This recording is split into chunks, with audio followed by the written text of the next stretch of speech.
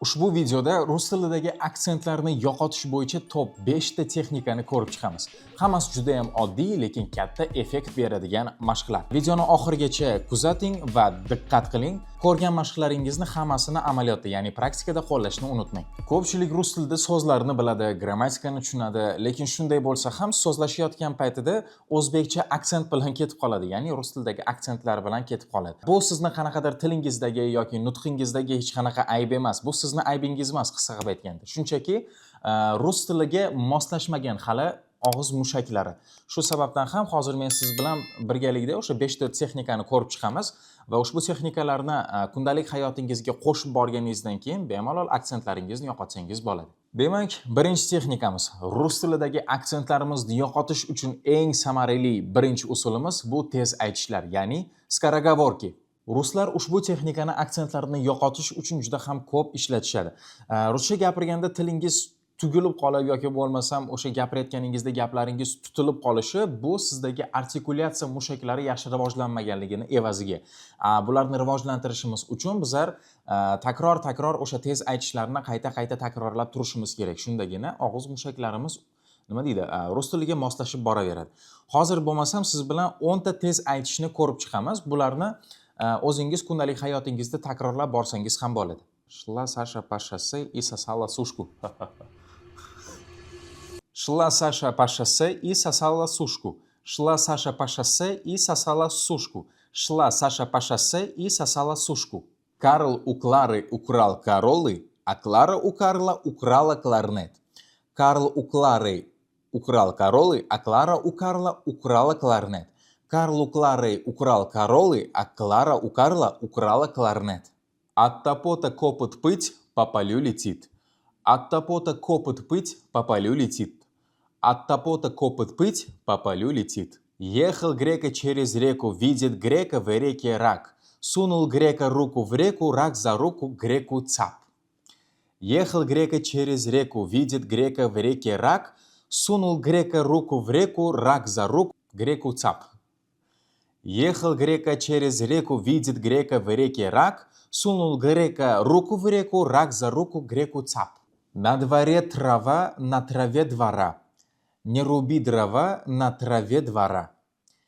На дворе трава, на траве двора. Не руби дрова, на траве двора. На дворе трава, на траве двора. Не руби дрова, на траве двора. У 4 черепах 4 черепашенка. У 4 черепах 4 черепашенка. У 4 черепах 4 черепашенка. Корабли лавировали, да не вылавировали. Корабли лавировали, да не вылавировали. Корабли лавировали, да не вылавировали. 33 корабля лавировали, да не вылавировали. 33 корабля лавировали, да не вылавировали. 33 корабля лавировали, да не вылавировали. Сиреневинский глазовыколупыватель с полувыломенными ножками. Сиреневинский глазовыколупыватель с полувыломенными ножками. Сиреневинский глазовыколупыватель с полувыломенными ножками. Кукушка кукушонку купила капюшон, как в капюшоне он смешон. Кукушка кукушонку купила капюшон, как в капюшоне он смешон. Кукушка кукушонку купила капюшон, как в капюшоне он смешон. Ushbu tez aytishlarni 10 kun davomida kuniga 1 marta yoki 2 marta bo'lsa ham takrorlab tursangiz, ya'ni biror bir ishni qilayotganingizda ermak qilib aytib o'tirsangiz ham u 10 kun ichida takrorlaganingizni evaziga sizdagi rus tilidagi aksentlaringiz tobora chiroylilashib boraveradi. Aytgandek, ushbu skoroговоркиларni, ya'ni tez aytishlarni PDF variantini o'zimizning Telegram kanalimizga joylab qo'yganmiz. Ularni kirib qo'lga kiritmoqchi bo'lsangiz, ushbu videoni ostiga ham link joylab qo'yamiz. Bemalol bosib, Telegram kanaliga o'tib, ularni qo'lga kiritishingiz mumkin. Xo'sh, endi ikkinchi usulga o'tamiz. Rus tilidagi aksentlarni to'g'rilash uchun yana bir eng katta muammoli joyi bu urg'uni to'g'ri qo'yish, ya'ni udareniyani to'g'ri qo'yish. Rus tilidagi urg'u, ya'ni udareniya so'zning xohlagan joyida kelishi mumkin va u aynan so'zning ma'nosini ochib beradi. Agar siz o'sha urg'uni noto'g'ri joyga qo'yadigan bo'lsangiz, bu nafaqat sizni aksentingizni, balki butun so'zning ma'nosini ham o'zgartirib yuborishi mumkin. Keling, buni misollar bilan tushuntirib beraman. Birinchi misol. Markerovать. Ko'pchilik marker so'zidan kelib chiqib, so'zning boshidagi harfga, ya'ni a harfiga urg'uni beradi. Lekin ushbu so'z to'g'ri ohangda yetib borishi uchun oxiridagi a harfiga, ya'ni markerovать a ga urg'u berish to'g'ri bo'ladi. Ikkinchi misol. Новорожденный, ya'ni chaqaloq. Новорожденный oxiridagi o yo harfiga urg'u beriladi bu yoqda. Uchinchi misol. Urg'u tushmagan yo va ya harfi xuddi i kabi aytiladi. Ya'ni pyatachok deb yoziladi, ammo o'qilishida pitachok deb o'qiladi. To'rtinchi misol. Тяжело, og'ir. Bu yoqda ham ya harfi i ga aylanadi. Oxiridagi o esa aniq aytiladi. Shu joyda bitta savol tug'iladi. Udareniyani joyini o'zgartirsa yoki umuman udareniya qo'ymasdan so'zlarni aytsa nima bo'ladi?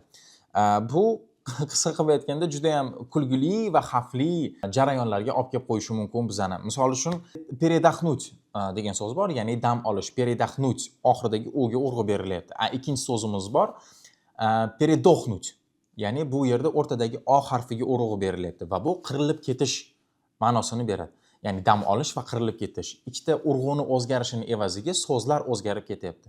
Misol uchun hayvonlar haqida yoki ko'pchilik insonlar haqida gapirayotganda передохнуть deyishning o'rniga передохнут desak, odamlar qirilib ketdi yoki hayvonlar qirilib ketdi degan bo'lib qolamizda. Shuning uchun ham ahamiyat berish kerak bunaqa narsalarga.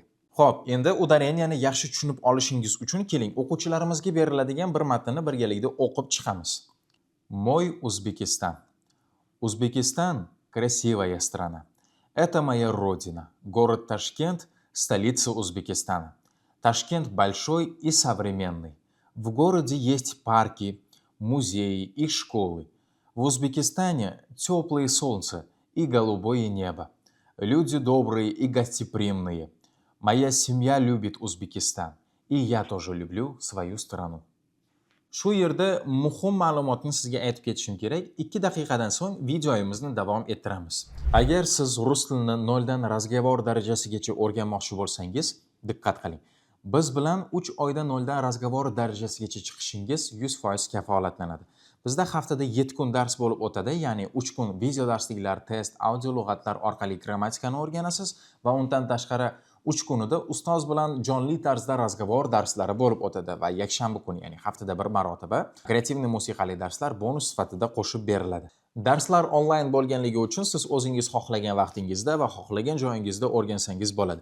Natijalarga keladigan bo'lsak, bizda hozirgi kunga qadar 1715 dan ortiq o'quvchilar bizni kursimizda o'qib, allaqachon rus tilida erkin gapirishni boshlashdi. Qolgan kurslardan nima farqi bor, nimasi bilan ajralib turadi deydigan bo'lsangiz, bizdagi eng ustun tomon har bir o'quvchi bilan ustozlar individual tarzda, ya'ni yakkama-yakka razgovor darslarini olib boradi va shu sababdan ham 3 oy ichida rus tilida erkin gapirishingiz 100% kafolatlanadi. 2026-yilda rus tilida erkin gapirishni istasangiz, pastdagi havola orqali ro'yxatdan o'ting.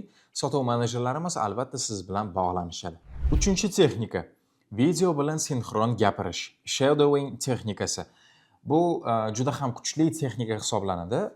Bu ya'ni bunda nima qilishimiz kerak bo'ladi? O'zimizga yoqadigan biror bir videoni YouTube dan yoki bo'lmasam boshqa joylardan o'sha podkast, multfilm, kino yoki bo'lmasam kliplarni olib turgan holda o'sha rus tilida gaplashadigan videolarda ularni qo'yib, agar qo'limizdan kelsa ular bilan bir xil, ya'ni birga bir aytishni harakat qilishimiz kerak. Agar unaqa nima deydi, juda ham unga qiynaladigan bo'lsak, qo'yayotgan videoyimizni pauza qilib turib, ularni gapini xuddi o'sha ohangda qayerda, misol uchun ovoz toni tepaga ko'tarilgan, qayerda past gapirgan, qayerda to'xtagan, qayerda tez gapirgan, ana o'shalarga e'tibor berib, so'zlarni birga bir qaytarishimiz. Shu orqali bizda rus tilidagi aksentlarimiz yo'qoladi. Ya'ni chunki kinolarda yoki bo'lmasam o'sha videolarda professional tarzda ijro etiladi va uni aynan biz o'rganib olamiz. Ular bilan birga bir nima deydi, toch bo'lmasa ham qilishga harakat qilib boraversak, o'xshab ketadi. Мы говорили по телефону. Ну да, 2 часа назад. Ну да, 2 часа назад. Всего $3. Всего $3. Что вы за скуперки? У меня инсайд. А где все ваши кватроны? Где все ваши кватроны? Кватроны? Кватроны? Да. Компьютеры? Компьютеры. Нет, без компьютеров. Мы продаем Нет, мы да без компьютеров. Мы продаем прямо с листа, со списка. Мы продаем только с листа, со спиской. Со списка? Да, Со да, спиской, дешевые да, акции. Всякие компании, которых не приняли в NASDAQ, с маленьких, Всякие компании, которые не приняли NASDAQ, их акции идут к нам. их акции идут к нам. Дешевые акции? Дешевые Да, акции? вот это да, вот вот это Aerodyne, вот. очень Aerodyne. интересное. Очень интересно. Или Aerotyne. Или Aerotyne. Ротайн, да. Aerotyne, да. Aerotyne, да. Ротайн, я понял. Aerotyne, я Горячие, понял. прямо жгутся. Да. Горячие, прямо жгутся. Это два брата-акробата. Это два брата-акробата. Собирают радары в своем. Собирают радар в своем Живут районе. где-то в Джибуке. А может и микроволновке. Я не... Может и mikrovolnovka. Demak, 4-chi texnika. Aksentlarni darrov sotib qo'yadigan harf bu i. Ko'pchilik uni oddiy i deb talaffuz qiladi va shu joyda xatoga yo'l qo'yadi. Xo'sh, demak, buni qanday qilib to'g'rilaymiz? Qalam yoki ruchkani обязательно nima deydi? Влажный salfetkada yoki bo'lmasam sterilizować qilib turib, uni tozalagan holda ikkita tishlarimiz bilan tepa va pastki tishlarimiz oralig'iga qo'yamiz va i deyishga harakat qilamiz. Ruchka yoki qalam bizni tilimizni orqaga qarab yo'nalishiga yordam beradi va shuni evaziga ham i harfi kelib chiqadi. Ya'ni u i harfi tomoqni ichki tomonidan kelib chiqadi. Xuddiki birov qorningizga bir mush urganida deb o'rasiz, xuddi shunaqa narsa. Shu holda demak qo'yib мы, вы, было. Kulguli tuyulishi mumkin, lekin juda ham samarali texnika hisoblanadi. Qalam mashqidan keyin tilni o'rganishda eng qiyin bosqich, ya'ni i harfini v, m, p kabi undoshlardan keyin to'g'ri qo'yishni o'rganamiz. Demak, былыми, бывший, прибыль, вымать, вывод, промысль, мытарство, pылесос, pishni. Va nihoyat 5-si, eng muhim tavsiya. O'zingizni ovozli xabarda eshitib ko'ring. Ya'ni kamida 1 minutcha tekst o'qing, ya'ni rus tilidagi matnni o'qib, uni diktofonga zapis qilib oling. Toki 3-shaxs sifatida o'zingizni ovozingizni tekshirmaguningizcha sizdagi aksentlar o'zgarmaydi. Bu xulosa. Unutmang, aksentlar birdaniga yo'qolib qolmaydi. Ularni yo'qotish uchun kuniga kamida 10 daqiqa vaqtingizni ajratsangiz, 2 haftadan keyin o'zingizni tanimay qoladigan darajada aksentlaringiz yaxshi tomonga o'zgarishni boshlaydi.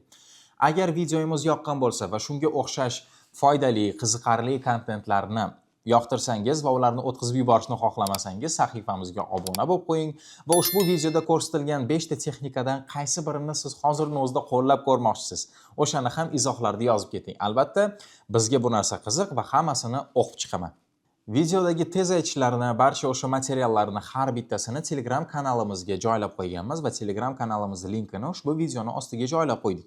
Bemalol link orqali Telegram kanalga o'tib, ularni yuklab olsangiz bo'ladi. Video foydali bo'lgan bo'lsa, albatta do'stlaringizga ham ulashib qo'ying. Keyingi videolarda ko'rishguncha xayr.